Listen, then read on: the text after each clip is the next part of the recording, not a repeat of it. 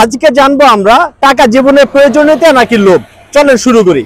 আপনারা কি বলেন, টাকা জীবনের প্রয়োজনীয়তা নাকি লোভ? হ্যাঁ, টাকা আমাদের জীবনের একটি অবিচ্ছেদ্য অংশ। এটি ছাড়া যেন এক কদমও চলা যায় না। খাবার, বাসস্থান, শিক্ষা ও চিকিৎসা, প্রতিটা চাহিদা পূরণই টাকার প্রয়োজন।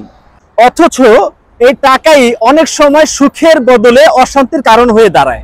অনেকেই বলে টাকায় সুখ কেনা যায় না, তবে বাস্তবতা বলে টাকায় হয়তো সরাসরি সুখ কেনা যায় না, তবে টাকার অভাবে অনেক দুঃখ আসে। অভাবের তাড়নায় মানুষ আত্মসম্মান বিসর্জন দেয়, সম্পর্ক নষ্ট করে, এমনকি অপরাধের পথেও পা বাড়ায়। তবে টাকা কামানোর পিছনে ছুটতে গিয়ে কেউ যদি নিজের চরিত্র, স্বাস্থ্য বা সম্পর্ক নষ্ট করে, তবে সেই টাকা ধীরে ধীরে অভিশাপে পরিণত হয়। টাকার আসল কাজ হলো জীবনের স্বাভাবিক প্রয়োজন মেটানো, আনন্দের সাথে বাঁচার উপায় তৈরি করা ও কারো ক্ষতি না করে নিজের উন্নয়ন করা। তাই টাকাকে ভালোবাসো কিন্তু লোভ করো না, ইনকাম করো কিন্তু মানবতা হারিও না। আজকের সঠিক পরিকল্পনা আপনাকে আগামীর স্বাধীনতা দেবে, আর স্বাধীনতাই হলো মানুষের জীবনের বড় সম্পদ। অলসতা নিশ্চয়ই নিঃশব্দ এক মরণবেদী রোগ, তাই না?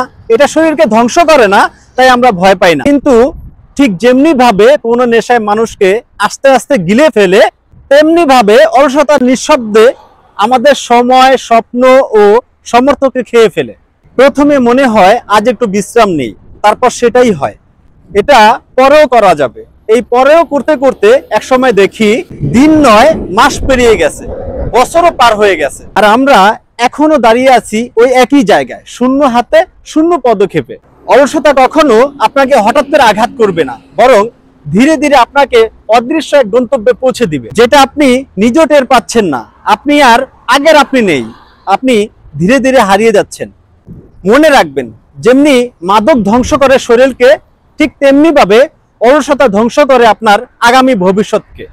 তাই নিজেকে বাঁচাতে চাইলে শুধু নেশা নয়, অলসতার বিরুদ্ধে যুদ্ধ করতে হবে।